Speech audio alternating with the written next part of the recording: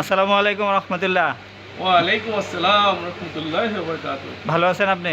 জি আছি আলহামদুলিল্লাহ। আপনি যে ফক্সকনের এই পাওয়ার চার্জারটা বিক্রি করতেছেন, এটার গুণগত মান কেমন, জি বা মার্কেট থেকে আপনি কাস্টমারদের থেকে কেমন রেসপন্স পাচ্ছেন?